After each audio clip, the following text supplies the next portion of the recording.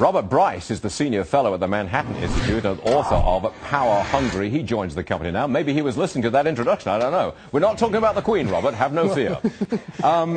Show the Queen, show the Prime Minister of France. I don't care. Make yourself happy, Stuart. And you are Robert Bryce, so we thank you for joining us. Now, listen, why isn't the price of oil going straight up? You've got this spill in the Gulf, and it's holding around the mid-$70 a barrel mark. Now, why isn't it going up?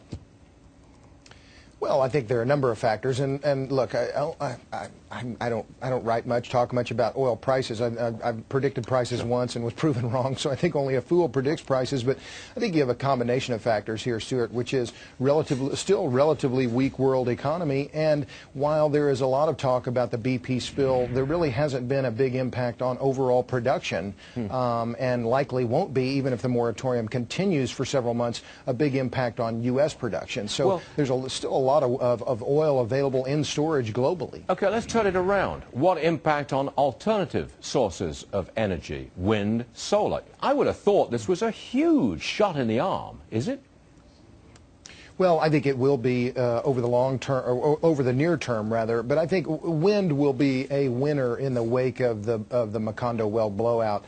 But I think clearly what we're already seeing is the corn ethanol industry trying to capitalize on the spill. And the Obama administration has already given indications that they will, in fact, provide yet more subsidies for the corn ethanol industry. What the industry wants is increased blending rates in gasoline. They want to go beyond the 10% ethanol blend rate that is allowed now by the EPA. And the EPA has given indications, and Tom Vilsack, the Secretary of Agriculture, has already given indications that the government, the EPA will approve a move that could allow E15, which I think would be ruinous and probably one of the worst results of the whole Gulf blowout.